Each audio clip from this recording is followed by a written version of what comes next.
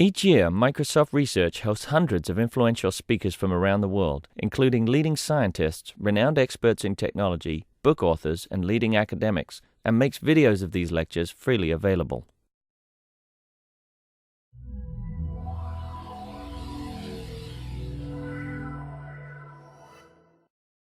Hi, it's a great pleasure to introduce Karen Sakala.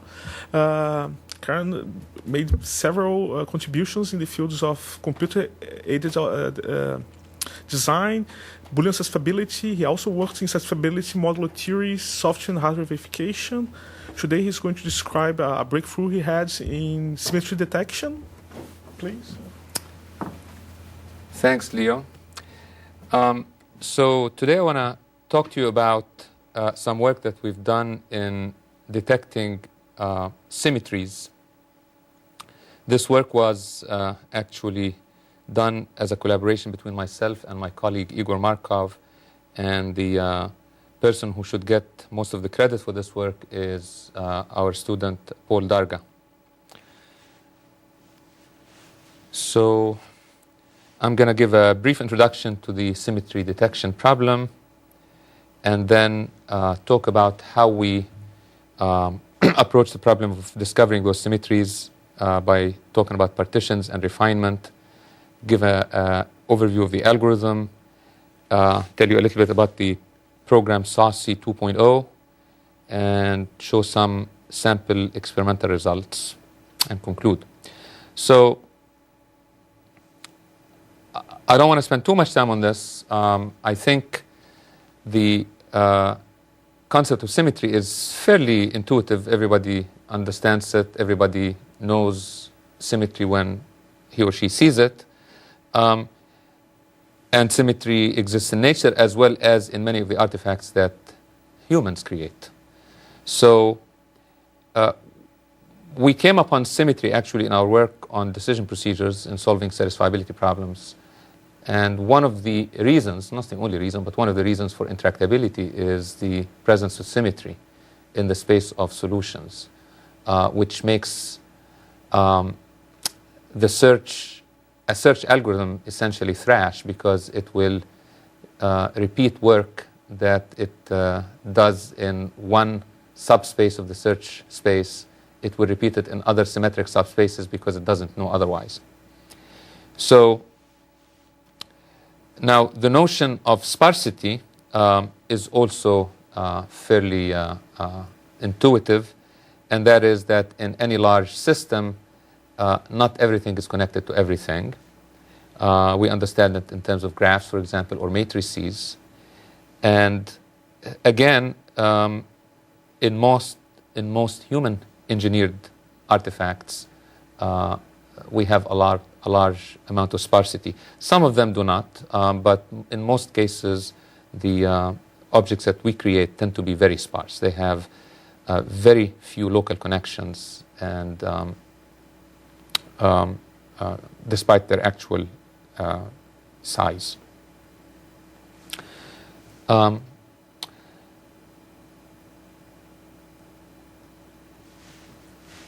So we, as I said, we came upon symmetry while we were doing the work on Boolean satisfiability.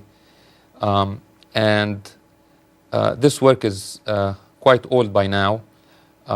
We were not actually the first people to notice that you could help set solvers by augmenting them with symmetry discovery and symmetry breaking techniques. We actually built upon some of the earlier work on that was mostly of a theoretical nature by Crawford, who recognized that if you can model a satisfiability instance as a colored graph and find the automorphism group of the graph, you can then take each of those symmetries and create from it what was called a symmetry breaking predicate, which when added to the original instance would select a single representative from each equivalence class of symmetry, and hopefully will limit the search engine to search in non-symmetric parts of the search space. So we had a tool back in 2003 that we called Shatter that did that. It basically used an off-the-shelf symmetry detection program, Naughty, and married that with the best SAT solver at the time. I don't remember what it was. Probably may have been Minisat. And we showed some good results. The problem was that the search times became insignificant, but the symmetry detection time within Naughty became dominant.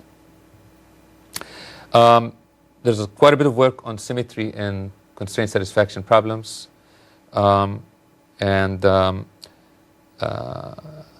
Actually quite a bit of work in both so-called static as well as dynamic symmetry detection and breaking. In model checking, there is work. And symmetry has been used actually in design automation, in logic synthesis, to try and improve algorithms for technology mapping and for post-placement wiring. So just to make this concrete for our discussion, it's not going to be about what we're going to do with the symmetries once we discover them for this talk, but just to let you know why we were interested in this. Here is a small formula, CNF. And what we do with the formula is we turn it into a colored graph. We have one vertex for every clause, and we have two vertices for every variable, one for the positive and one for the negative literal of that variable. And then we connect the clause vertices to the literal vertices with edges to represent the various clauses. So for example, clause 1 has edges to literal A and literal B, essentially saying that that's what constitutes clause 1 and so on. So we're going to be working with graphs. Once we've mapped our set instance into a graph, then we can start talking about finding the symmetries in this graph. Now, when we find the symmetries of a graph like this, we're going to be mapping vertices to vertices that preserve the graph edges. And when we go back to help a SAT solver break symmetries, we will only use the symmetries of the literals, not of the clauses.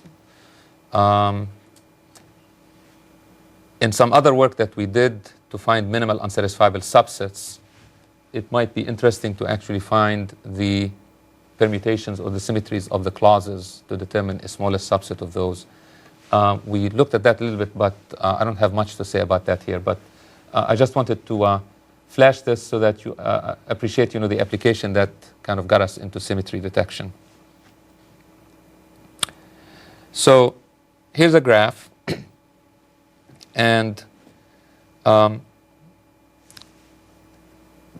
we can observe that if we swap vertices 1 and 4, while at the same time swapping vertices 2 and 3, the graph doesn't change. So here is the graph with these swaps implemented. And so the set of edges remains unchanged. It's just a different way of drawing the graph. I kept the graph drawn the same, but I moved the labels on the vertices. Okay. So we call that a symmetry. Okay. If, on the other hand, we try to map 1 to 2, 2 to 3, 3 to 4, and 4 to 1, that's kind of a clockwise rotation here, and at the same time swap 5 and 6, if we implement this, we discover, so that's the rotation here, and this is the swap. We discover that we have a bunch of edges that are different. They're not in the original graph. There is no edge between 4 and 6, for example, in the original graph. And so the graph is different now. So this is not a symmetry. Okay? So what we're looking for are the permutations, if you will, of the vertices of a graph that keep the edge set the same.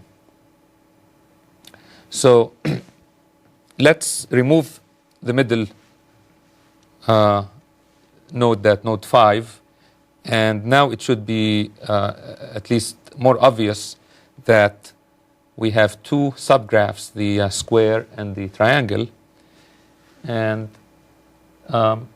the square has these 8 symmetries, the identity, which is 1 mapping to itself, 2 mapping to itself, etc. Then we have 2 rotations, 1, 2, 3, 4, and 1, 3, 4, 2, clockwise and counterclockwise. And then we have a bunch of swaps, diagonal 1, 4, 2, 3, and what's the other one? 2, 4, and 1, 3. No, I'm sorry, no, it's 2, 3. I can't read it from here. 2, 3, and 1, 4, that one. And then we have mirrors, vertical and horizontal. Okay, these 8 permutations, if you will, preserve that square. We also have 6 permutations of this subgraph, rotations and swaps. And so, if we just look at 8 objects and we look at all possible permutations of 8 objects, that would give us 8 factorial permutations. Of course, not all 8 factorial permutations of these 8 vertices will preserve the graph. What will preserve the graph are 48 symmetries, namely the 8 symmetries of the square times the 6 symmetries of the triangle, because this middle vertex does not change anything. It's connected to everything. Okay? So just so that I don't belabor the point over here, everybody here knows about group theory and permutations, or should I a little bit? The point here is that the number of symmetries in general is exponential. Now the number of actual, so this number, total number of permutations, so this is the total, if you will, search space. These are the actual symmetries that preserve the graph. And then what we really want is a smallest subset of these that can be combined together in order to produce them. And this is called the set of generators of those symmetries. And in this case, we can show that by just using these 4 symmetries, the first 2 come from the square and the last 2 come from the triangle. These 4 are sufficient to represent all 48 symmetries. Okay? For example, the symmetry 1, 3, 4, 2. So this notation, I hope by now is clear. This is just a compact representation of permutations. Composed with 7, 8, which is one of these and one of these, you can show it's obtained by composing these 4 symmetries in this way. Okay.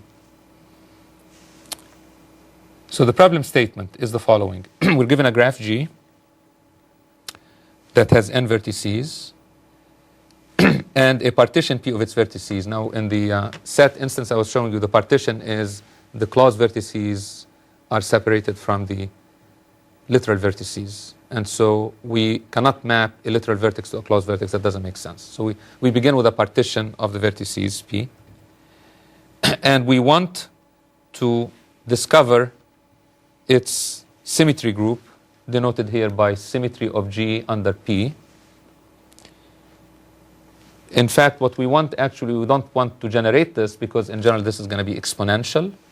So we want to generate a subset of that S such that S generates the entire group and such that the size of S is limited to n. Actually, we can show that it has to be, it can be less than, that the algorithm will guarantee that it will be less than n minus 1, less than or equal to n minus 1, and in many cases it's going to be a lot smaller than that. Okay, so that's kind of the problem statement. Yeah. But the intent of solving this problem is to take the generator and add them as additional symmetry breaking. So for the CNF application that we have, what we do is we take the generators, and for every generator we add a predicate that breaks that generator's symmetry. This does not guarantee that all of the symmetries will be broken. However, empirically, so if you want to eliminate all the symmetries, you have to actually break each and every symmetry in the symmetry group. But that's infeasible because that number is exponential.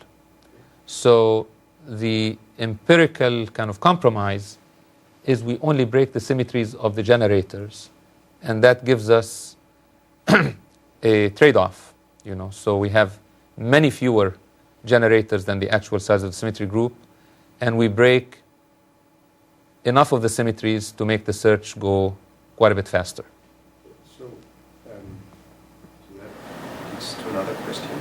So what's the case? In order to break all symmetry groups, you need a superlinear number of symmetry breaking process. Okay. What is the upper bound? Yes. So the original work by Crawford proved that if you break each symmetry in the symmetry group, you are guaranteed to retain a single representative in the solution space of every symmetry class. That means that there would be no symmetries left. The space would have been partitioned into non-symmetric subspaces. Now, for every symmetry, the predicate that they proposed was ON squared, where n is the number of literals. Okay? What we did is we did two things. We said, since the number of symmetries in general is exponential, just having a predicate for every symmetry is just infeasible. Okay? It just doesn't help. So we compromised on breaking all the symmetries to just breaking the symmetries of the generators. Okay? And the second thing that we did was to show a way to break the symmetry of a generator that is of size, that creates a predicate of size ON. Okay? Again, n for us can be very large. We have instances with tens of thousands of variables. And so n squared becomes impossible. So we have a way to generate a set of clauses that's of size ON for every generator. And that essentially made it feasible to add these symmetry breaking predicates to a set instance and still have a reasonable way of keeping the size small and also making the search engine kind of prune a huge amount of the search space. So the lower bound on the number of symmetry breaking predicates is it's not n, it's not n squared, it's n factorial. The lower bound on, say again? So we have n vertices, and then up to n factorial possible symmetries. Correct. In order to break all symmetries, I would need n factorial predicates. Up to order n factorial predicates. Right. Each of which n squared. of order n. The size Each of them. Right. If you just want to see the size of the CNF formula that's required, yes. Okay. So it's of order n factorial. Now, and then the symmetry breaking predicates are not going to change the satisfiability. No, they will eliminate some solutions.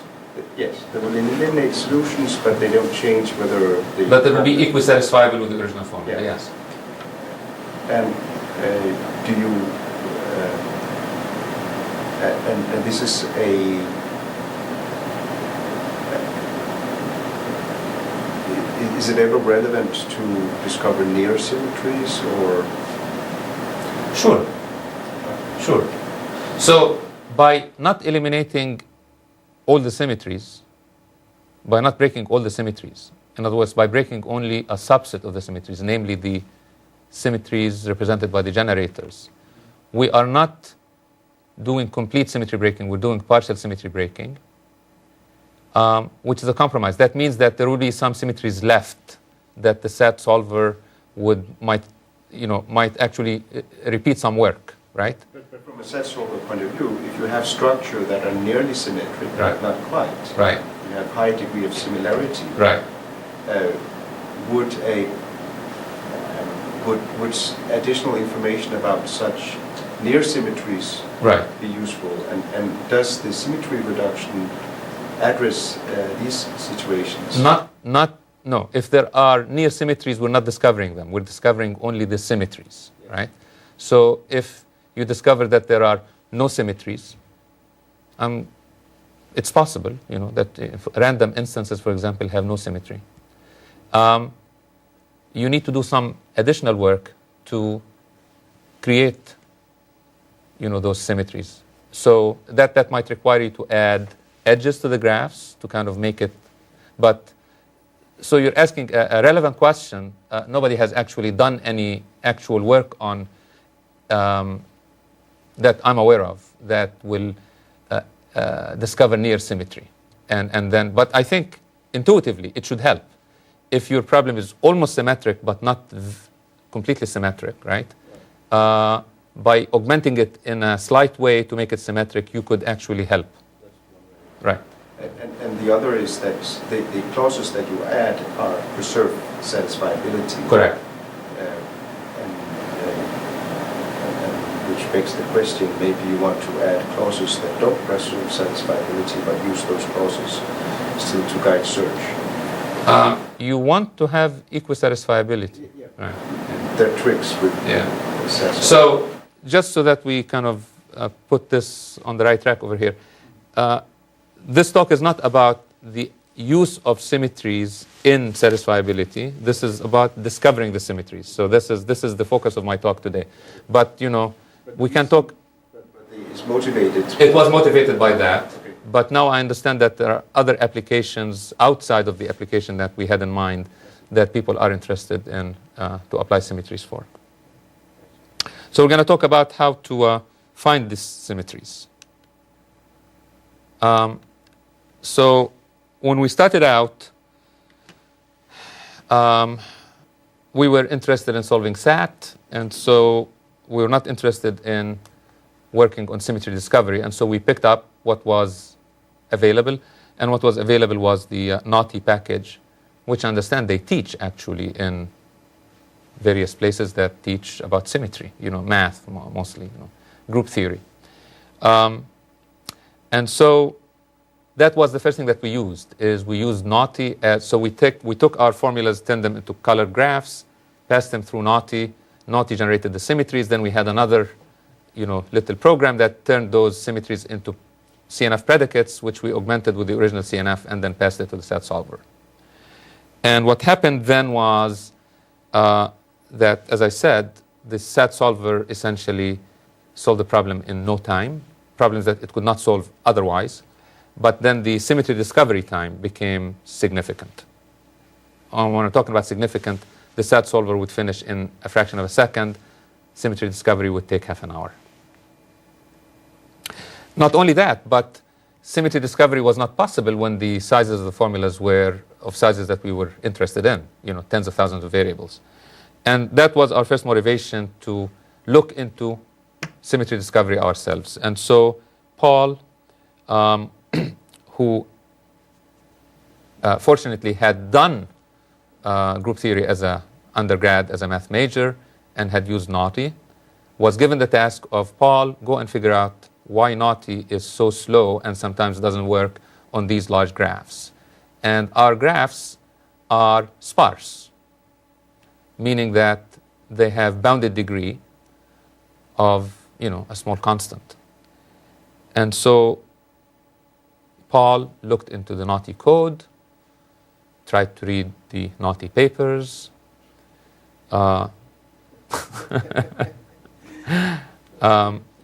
and came back and said that the reason that naughty is slow on these things is because it uses a dense matrix representation of these graphs. So matrix, So 100 by 100 is okay, 1,000 by 1,000 is maybe okay, 10,000 by 10,000, forget it, right? So we said, all right, why don't you just replace that dense data structure with a linked list data structure that at least allows us to represent these graphs and don't touch anything else in the program, okay? I'm oversimplifying over here, but that's essentially what happened. And we got a 1,000x speed up just by doing that. And so we are able then to handle much larger graphs than the original naughty. While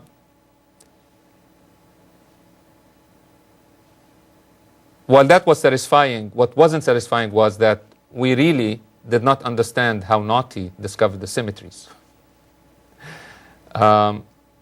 Understanding naughty requires a rather deep dive into group theory, and it's not something that you can do kind of by casual reading of either the code or the papers or and since Paul was the one who actually kind of dove into the code, Paul was our resource on understanding what's going on, right? But Paul would always come when we ask questions about but how does it actually prune the space? Why does it generate these kinds of generators as opposed to others? Because the generator set is not unique. You can represent the symmetry group by many different sets of generators. And why are most of the generators cycles of size 2, swaps of two things? They don't have these big rotations and so on. None of these questions has satisfying answers. And so I kept nagging Paul, to try and explain this because, I needed to understand it because I was asked then to write a chapter on symmetry and satisfiability. And I needed to sound knowledgeable about this. And I'll show you my, one slide explanation of what Naughty does. It's too simplistic, but I think it will give you the picture. But in the process of doing this, I ran into this paper by Gentile and Kasky, appeared in January of 2007. And I read it, and I said, oh, so that's what Naughty does. It was, if you want to understand what Naughty does, read this paper, don't read the Naughty paper. And Bliss also had some comparisons with Saucy. So I went back to Paul and I said, Paul, if these guys could actually explain what Naughty does, right, we should be able, because we've implemented this, And in this, kind of fairly intensive, kind of almost nagging process of, trying to understand what Naughty does, came out Saucy 2, which is a completely different algorithm from the original Naughty.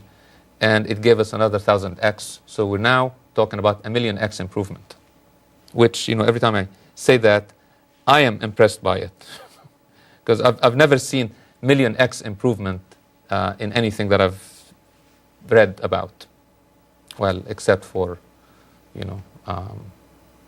Moore's law over the years. So now I'm going to start talking about the basic steps of doing symmetry discovery. And it will begin simply, because that's how it always began. Oh, we're doing partition refinement. That's all we're doing. But that's the beginning. So the idea is we want to try and figure out which vertices can be distinguished from other vertices, because then these vertices cannot be mapped into these other vertices. And the simplest thing you're looking for an invariant is degree. In this simple linear graph, if we just record the neighbor count of the vertices, we can immediately know that 1 can never be mapped to 2, 3, or 4. Okay? 2, 3, and 4 are possibly mappable to each other. Okay? But we can carry this further by, so we'll color 1 and 5, which have a neighbor count of 1, differently from the others. And now we're going to repeat this process. So now, not only am I going to talk about the neighbor count, I'm going to talk about the neighbor count to a particular color of neighbor. So number 1 now has 0 neighbors of color blue and 1 neighbor of color red. 3 has 0 neighbors of color blue and 2 neighbors of color red. And now you can see that I can distinguish 3 from 2 and 4. This reminds me about graph isomorphism. We're doing graph isomorphism. That's what we're doing. Yeah. Yeah. But this is okay. So this is classical. Right. But this is the beginning. Tighten, fasten your seatbelt. It gets okay. This is when I would get excited when Paul starts talking about. So this is what Naughty does exactly, and then you shift, and then you say, what? Okay. So you repeat this process until the partition. So we're partitioning this set, right? We're partitioning it until the partition stabilizes. Actually, this process, when you read the Naughty paper, it says this is very much like what they do in finite automata, trying to minimize the number of states in a finite automaton, right? Find equivalent states in a finite state machine. Now, So you do this fast This is fast. in Naughty, but do you use page target or use, It's, yes, Target algorithm, yeah, something like that. Yeah. Now, so we know that, here's what we know. We know that vertices that end up in different cells are definitely not symmetric. But we do not know whether vertices in the same cell are symmetric or not. So this is not enough to establish equivalence under symmetry. So for example, this is kind of the final partition that we got for that for the small example. We've distinguished 1 and 5 from 2 and 4 and 3. So 3 is by itself. We know that 3 cannot map to any of the other vertices, right? So if I look at all possible ways of mapping 3, 3 to 1, 3 to 2, 3 to 3, 3 to 4, 3 to 5, I can cross everything that 3 maps to except itself. Okay? 3 is a singleton. It cannot map to anything. On the other hand, 1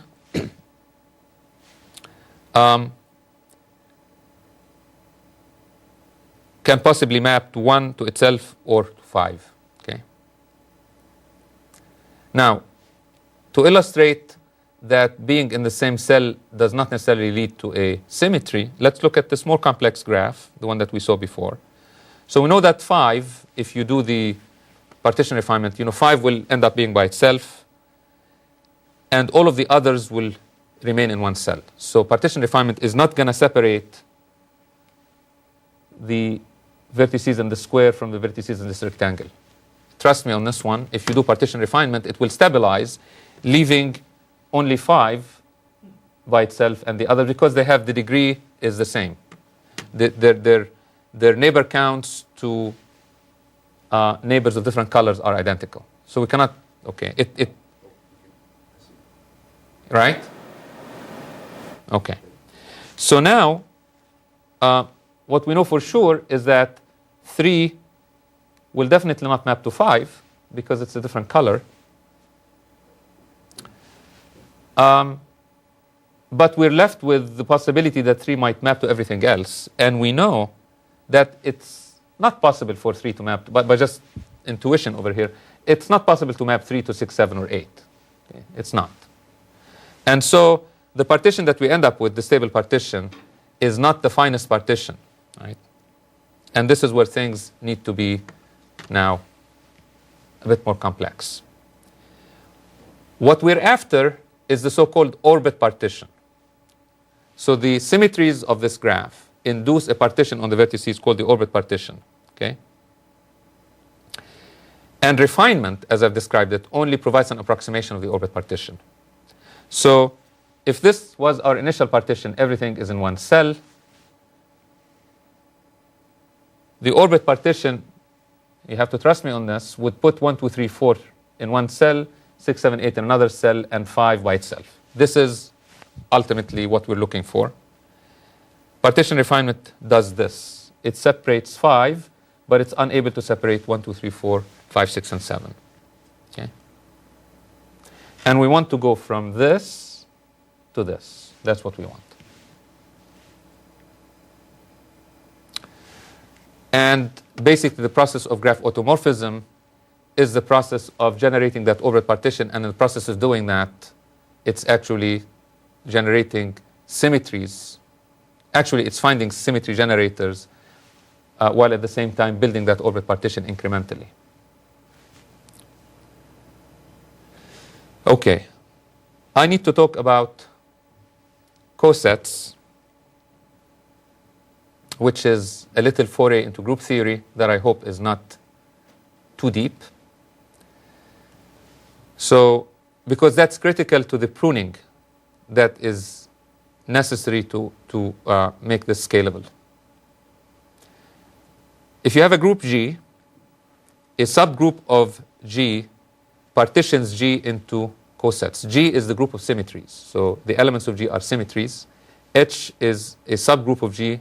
H is a group of symmetries that is a subgroup of G. And there is a main theorem in group theory that says that the order of H divides the order of G. Okay, there is group theory. If you haven't, yes, Lagrange. See, I didn't study this, but it's very deep.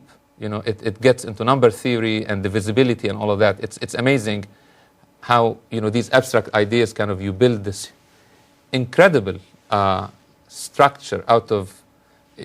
Groups are defined very simply with a couple of axioms, and then you find that you're talking about everything.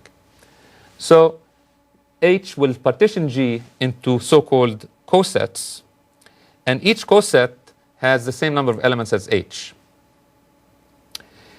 And this is the critical observation for us, is that we can generate every symmetry in G by composing a single representative from each coset with H.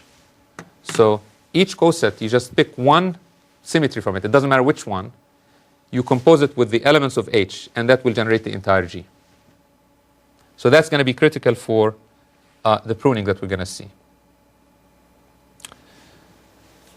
As I mentioned, this is my rendition of how Naughty worked. It's a busy slide. I don't want you to get distracted by the busyness of it, but I just want you to focus in on what the structure of the tree looks like. Every node in the tree is basically a partition. Okay, so here we have a simple graph that has 6 nodes, and initially everything is in the same cell of the partition. And when we do partition refinement, that's what this fat arrow with R in it does. It splits 1, 4, 6 from 2, 3, 5. So I'm representing that way. So we have this partition, and then we refine it to get this partition. At this point, partition refinement has stabilized, and I need to do something to refine it further. And what you do is you make arbitrary decisions now. You say, well, what if I split 1 off of 1, 4, 6, and I put 1 by itself in a cell, split from 4 and 6? Or what if I put 4 by itself, or what if I put 6 by itself? This exhausts all ways of breaking this cell. And you partition refine again, and you keep repeating until you get into so-called discrete partitions. So at the end here, I got a discrete partition. That means every cell has a single vertex in it. And that you take to be your identity.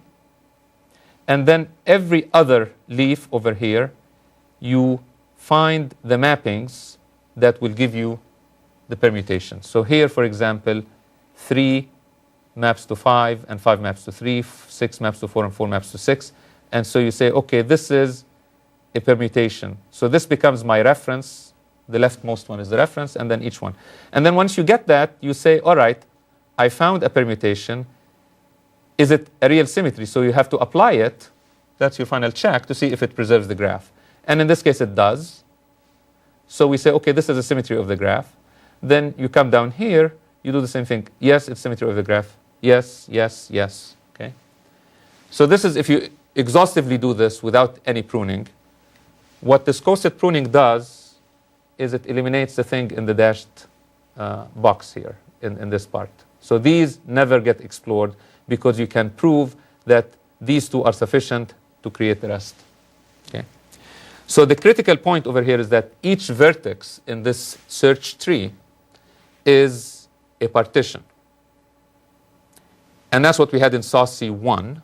In Saucy 2, the nodes in this search tree are going to be completely different. Now, one consequence of having these nodes as partitions is that you are not going to be able to detect a symmetry until you reach a leaf, because you have to get to a leaf to establish the mapping. With the new search tree that I'm going to describe to you, we can stop way short of the leaves, and that is what's going to give us the other 1000x improvement. So the original Saucy exploited the sparsity in the input graph, and the new Saucy exploits the symmetry not only of the original graph, but in the symmetries themselves. Now, what I mean by that is a symmetry is basically a permutation of n vertices. And we discovered that most of the symmetries that we find map a handful of vertices to other vertices. Most of the rest of the vertices are mapped to themselves. That's sparsity. So the generators themselves are very sparse. And we exploit that in order to get the other factor of 1,000.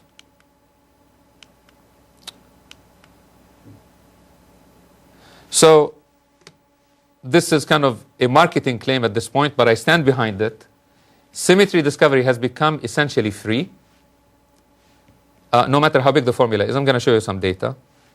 And so might as well do it, whether you are going to find symmetries or not.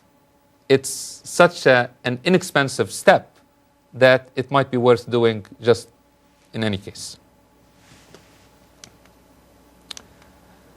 So here is the overview of the new algorithm. What we're going to do is what looks like the first phase of naughty or saucy 1, which is this so-called leftmost edge, leftmost branch decomposition. We're going to assume now that each node represents not a partition, but a group of symmetries. And as we descend in the search tree, we're going to be discovering subgroups of the group at the top by subgroup decomposition. And then, once that is done, we're going to do something that looks surprisingly similar to backtrack set searching. And the key concept here is what we call partial permutations. Think of partial permutations as partial assignments in SAT. You have in SAT n Boolean variables, and you start assigning them Boolean values. Each partial assignment represents a subset of the space of assignments. Each partial permutation is going to represent a set of permutations. So going back to this, suppose that I have this partition. Remember that we split 5 from every, but I'm going to have 2 of these partitions lined up like this. And so these are my slides.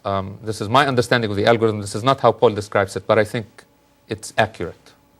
I'm having an argument with him about this, but I think I'm accurate. He wrote the code, but I have to give the talk. So I started drawing them like this. This is 1 through 8 without 5 is in one cell. And this becomes kind of cumbersome to draw. So I'm going to use this notation. The set 5 maps to the set 5, and the set 1, 2, 3, 4, 6, 7, 8 maps to itself. Okay? And the way to read this is this represents a set of permutations. In particular, the permutations that map 5 to itself, and then maps any one of these into any one of these. Okay? So the size of this here is 1, 2, 3, 4, 5. How many of this?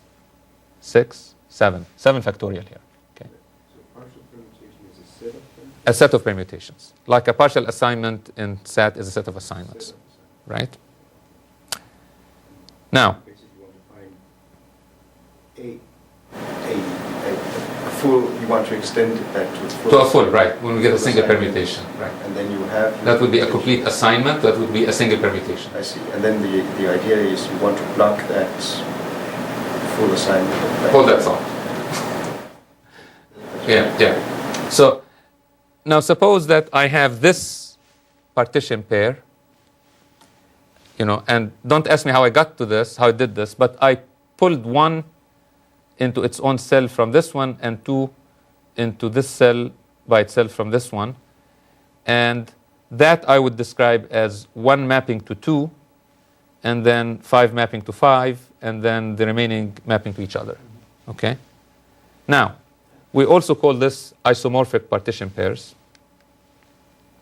So if I begin with something like this, and I do partition refinement, but now I'm doing partition refinement on 2 partitions, not just 1.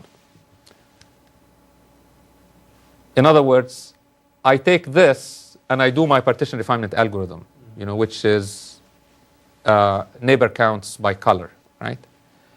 I find that these 2 partitions refine, I have a finer partition in each case, and they retain the same order and the same sizes of the cells. Yeah. Then the previous slide in the slide. So the previous one? Yes. So there's one back. One back. There. So in the green one, you have 1 maps to 2. Right. But 2 maps to 1. Right. Or 2 maps to anything but... No, 2, here 1 matches to 2. Think of this as domain and codomain, right? So 1 maps to 2. 2 can map to 1, 3, 4, 6, 7, or 8. But then... You're saying why isn't it symmetric? Why don't you... I'm just giving you an But example. statement that 1 and 2, if you permute 1 and 2... No. Don't go that far yet, okay? I just want you to understand the notion. This is a made-up example over here to just show what we mean by this notation, right? Which is this set of permutations now is different from this set of permutations. This is a smaller set of permutations. I'm trying to read it towards that graph, and that Yeah, doesn't- we'll come back and it will all come together. Make it a full permutation. Right. It's not. Right. Partial. It's partial, right? Okay. So if we take that partition pair, okay, and I refine it, it will refine like so, which now I can write as 1 mapping to 2, 5 mapping to 5, 2, 3 will map to 1, 4, and 4, 6, 7, 8 maps to 3, 6, 7, 8. You see that? And so we say that this refinement is isomorphic. In other words, the 2 partitions refined in similar ways or in isomorphic ways. They did not refine in non... Okay, let's look at the next example, which doesn't do this, right? The next example is I'm going to pull 1 from the top and 6 from the bottom, okay? And if I do, so you refine this and you refine this separately, but when you're done, you discover it does this. So they refine differently, and we call this non-isomorphic. So this, if you start with this partition pair, it doesn't refine isomorphically, and so it cannot lead to a symmetry. Okay, so we stop. Now, what I want to do next is actually go through the steps of the algorithm so that you see how this works. And I'm going to be using this notation to describe what's at every node in the search tree, except I'm going to ignore the identical mappings like this. So if something maps to itself, I'm going to write it because it's just clutters the diagram. Okay? So here's what we're going to do. We're going to solve this problem. On the side over here, I'm going to record the orbit partition as it evolves. And so I'm going to begin with the original partition, which is everything together, but when I do partition refinement, 5 drops out, because 5 maps to itself. Now, this partition has a single cell in it, and so the choice of what to do at a step is to pick a cell in the partition. Here there is a single cell, so I'm picking it. I'm indicating that by highlighting it in red. I pick a cell. This is like selecting a variable in a set solver, and then I need to have an assignment to that variable. So the assignment I'm going to have over here is to split off 1 from it. In other words, I'm going to have a partition pair now where 1 maps to itself, and then everything else maps to what's left. So this is 2, 3, 4, 6, 7, 8 maps to 2, 3, 6, 4, 7, 8. 1 maps to itself. Okay? I do partition refinement on that. Okay? So now I get 2 cells. 2, 3 maps to 2, 3, and 6, 7, 8 maps to 6, 7, 8. You following me? So the partition, so just to make sure that again, so the partition refinement you did in that So these step was the usual Yes. One that. So the way to understand this is the diagram that I had before, which is look at 2 arrays. 1 is by itself mapping to itself, and then 2, 3, 4, 6, 7, 8 maps to 2, 3, 6, 4, 6, 7, 8, and 5 maps to 5. Okay? And then we do partition refinement. We get this. So now we have a partition that has, let me go back, 2 cells. I pick this one to refine further. So So I'm going to pick 2, 3, and I make 2 map to 2. That will immediately lead to 3 mapping to 3, right? Because if 2 maps to 2, there's only one choice left for 3. And now 6, 7, 8 maps to 6, 7, 8. I pick that. That's the only one left. I make 6 map to 6. That will give me 7, 8 maps to 7, 8. OK, you see how this... So now what we've done here is, if you think of up here, this represents the entire group of symmetries. This one is a subset of it, a subgroup of it. This is a subgroup of it, so until you get to an identity. Okay? This is phase 1. Okay? We have to do this until we get to an identity. At this point, I can backtrack and start exploring the other branches. But now in every other branch, I only need to pick one representative, because every other branch is going to be a coset of the group, and I only need to pick one element. Okay? One element.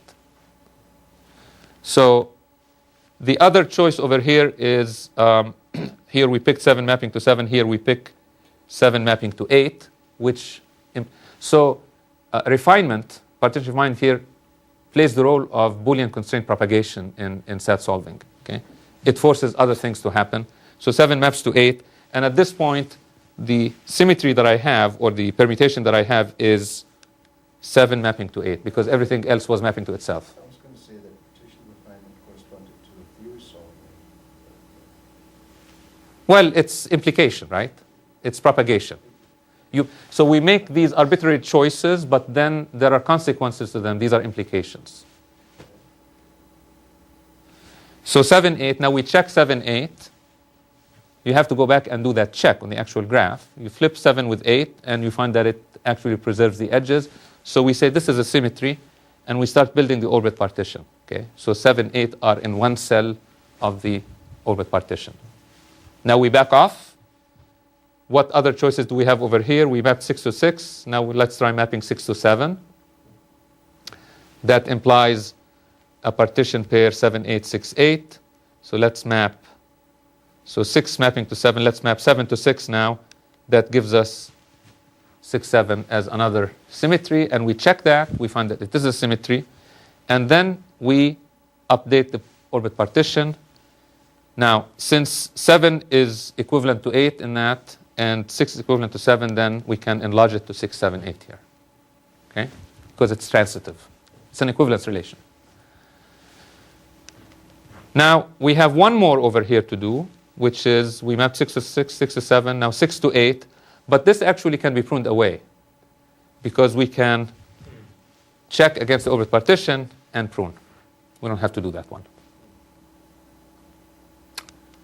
Up here, we map 2 to 2. The other choice is mapping 2 to 3. That immediately implies that 3 should map to 2. I should have curly brackets around this. And 6, 7, 8 to 6, 7, 8. Here as well, I can say that I found a permutation 2 to 3, and I can stop. Why can I stop here? I can stop because any non-singleton cell that maps to itself can be expanded to an identity. I can choose, at this point, to map 6 to 6, 7 to 7, and 8 to 8. And I can get to a leaf. But I can detect that condition up here without having to do that.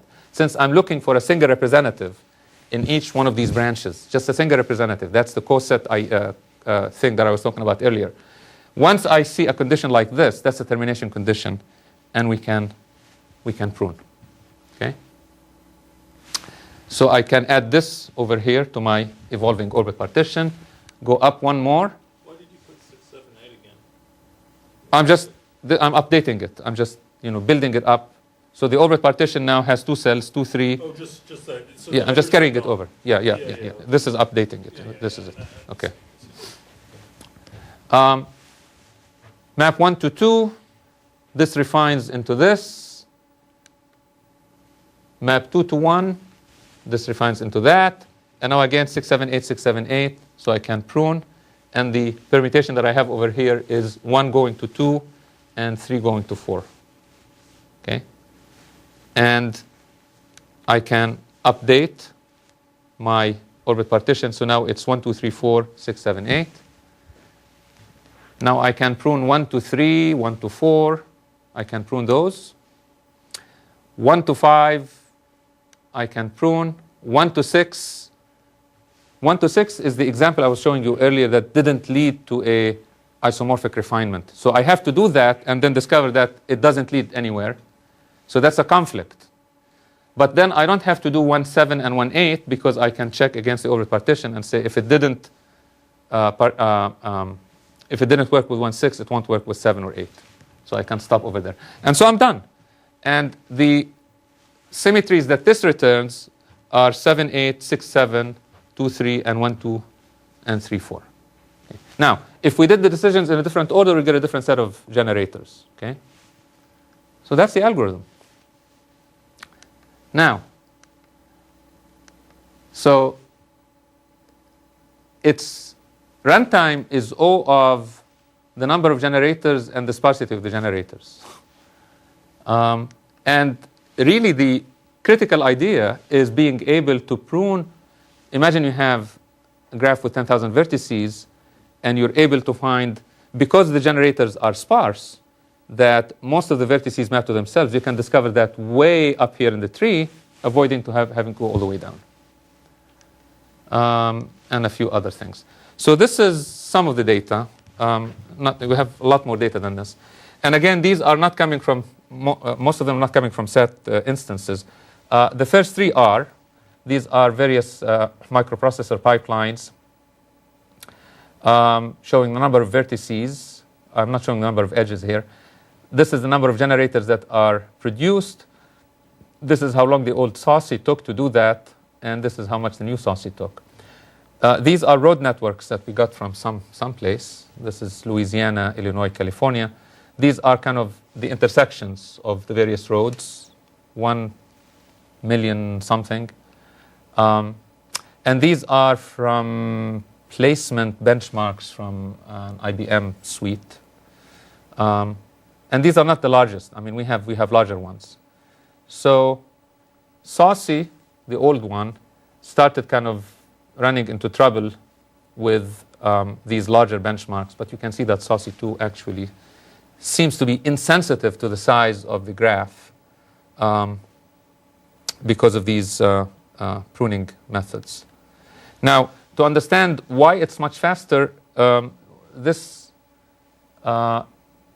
shows how many refinements the old Saucy and the new Saucy did. Think of refinements as a proxy for how many nodes in the search tree, because every node in the search tree is followed by refinement. And you can see that the size of the tree is much, much smaller here than for the old Saucy. So, we managed to actually do something that seemed almost impossible, which is we are taking advantage of the sparsity in both the input and the output of a program here. And as I said, for symmetry, for satisfiability, symmetry discovery is now so inexpensive that we should do it before we run a set solver. Now, I have to say that not only does it do symmetry discovery, it also does canonical labeling, which we don't do. Canonical labeling meaning to assign a unique label to every vertex in a graph. We don't have a clear application for that in what we do, but that's a possible thing that we can look into to see if we can achieve the same efficiencies for canonical labeling. The other thing is to try and do this during the search. And this is something that we just have some sketchy ideas about. If you think about the way I described symmetry discovery, we take a formula, we turn it into the graph, we find the symmetries, we add symmetry breaking predicates, we go back to the search engine. Maybe a lot of this work is unnecessary because the search engine might actually be smart enough to avoid that corner of the search space that would cause it to thrash. So a lot of the work in constraint satisfaction has to do with dynamic symmetry detection. While you're searching, you apply. So one of the easiest things to do is you get a conflict and you say, okay, what are all of the symmetric assignments to this assignment that led me to a conflict? And you add predicates that will prevent those. So instead of adding one conflict clause, you add a bunch of them that will eliminate not that conflict, but every symmetric conflict with it. That's one way. When people tried this with set solvers, the set solvers are so finely tuned that any amount of dickering inside the inner loop of the set engine just slows it down. Now, I think of symmetry detection now as just kind of a coroutine to the search routine, the backtracking search routine, because they're both working on the same thing. The search routine is working on a representation of the CNF, and the graph is just another representation of the CNF. And so it may be, since the overhead of this now is so small, it is conceivable now that it can be integrated with the search engine and not impact the performance. Not only that, there is a possibility that you might find symmetries that do not exist, and this goes back to your earlier question, which is near symmetry. When you make, excuse me, this is not supposed to happen. When there are no symmetries under a partial assignment to the CNF, you might get a subgraph now that has symmetries in it. And you can then apply conditional symmetries, right? So that's a possibility. So one thing I guess I'm not quite understanding is, I mean, so once you find a symmetry, you're going to break it, and that's going to introduce like a conflict clause? I mean, how does it interact with the set solver? Prune the set solver? It reduces the search space. So think of it as follows. If you have n variables, the size of the search space is 2 to the n. What symmetries do, what the presence of symmetries does is it partitions that space 2 to the n into equivalence classes. Yes, right. And each of them is... And you're searching only in the space of the equivalence classes. Right. So the number of things that you have to look at is now much smaller than 2 to the n. Why can't, well, I guess my question was really, if you look at these as independent tasks, although there are now with the conditional one, why can't you be doing the symmetry reduction in parallel? If it's so fast. Yeah. I mean, that's what I would like to do now, which is to do it, we call it dynamic symmetry breaking, right?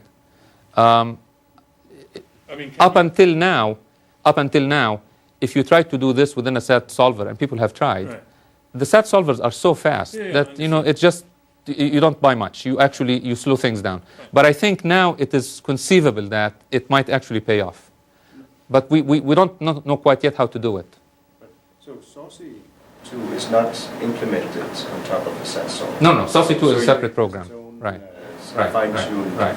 Suppose that, but I had the impression that you could still encode the search for symmetry breaking predicates as a set. Essentially, as a set. This is now, we're getting here into some philosophy. So, what is the worst case complexity of set solving? Yes, but What is it? Exponential, right? 2 to the n. What is the complexity of graph automorphism? It's open. It's not known whether to be in P or in NP. And so encoding graph automorphism as a symmetry problem, as a satisfiability problem, does not seem to make a whole lot of sense. well, the reason why I was asking that is that if you say that if you tinker with the inner loop of the set solver, that's not going to bind. Well, then the alternative is that you compile, you take your input problem, compile it, add additional facts that would, when the set solver works on those facts, it would discover symmetries, essentially add the symmetry grading predicates. But that's what we do. So, but to do that in a monolithic set solver, you would have to be able to essentially simulate your algorithm. No. Maybe we're misunderstanding each other. So right now, what we call static symmetry breaking consists of the following steps. We take the instance, the CNF, we pass it on to Saucy, as a graph. Saucy produces the symmetry generators. We then create for each symmetry generator, we create a bunch of CNFs that break that symmetry. and then we take those, augment them with the original CNF, and then we pass it to a SAT solver standalone. And in most cases, the original instance, which would not have been solvable by the SAT solver, becomes solvable very easily. Okay.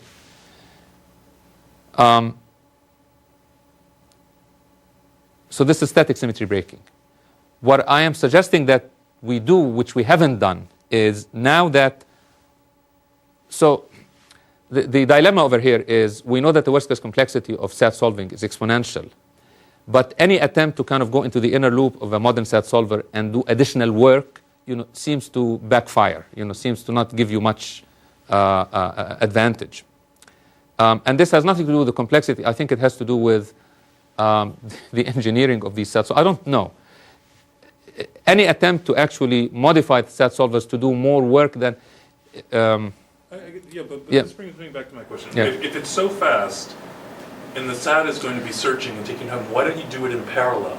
Truly... Or separate but parallel. So basically, I see. So I've made a sequence of assignments, right? Okay. And now, for whatever reason, you have still a complex graph. Right. You want to do symmetry breaking Right. that's conditional on Right. that assignment. And you do it in parallel, and you want it to be so fast that you get some results back while the SAT solver is progressing that is going to still make... So what you're saying is you have kind of a parallel process for symmetry detection that, once in a while feeds additional symmetry breaking predicates to the SAT solver. Yeah, this is kind of a variation on what I'm trying to do, which is dynamic symmetry breaking. This might be less kind of, tightly integrated. How would you determine when it's beneficial to do Well, that forking of that? Yeah, you need to do some empirical study of that. Yeah. But if it's so fast, you might be Right. able to return a result Right. even before the SAT solver has maybe progressed. Right. Finish the branch. So, anyway, that's all I have. Great. Thank you. Very much. All right.